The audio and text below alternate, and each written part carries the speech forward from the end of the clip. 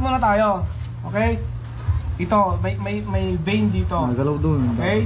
So, itong lugar na ito ay safe. Huwag kang bababa. Safe ito. Sa taas po, sa taas. Okay? Ito.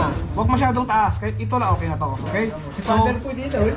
Masyadong mababa kasi merong ugat dito mula dun sa puso, dadaan dito, magkatabi sila, papasok siya dun, papunta sa utak. Ngayon, pagka natamaan mo yung ugat na papunta sa utak, ay bagsak ang kabayo mo. Okay, so kailangan safe siya kasi maghihiwalay siya dito eh. Yung isa pupunta sa loob, yung isa dito. Iba po dyan pa, dyan. So ugat muna tayo. Yan ang ano, yan. Yung pilyo. So yan. Bait.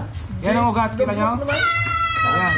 So, may ano kayo, may karayom na may ano.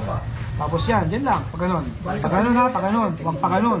Pag ganun. Okay? Pa-slide po. O, pa-slide, pag ganun. Yung balat lang po ang tatawaan pa pag ganun.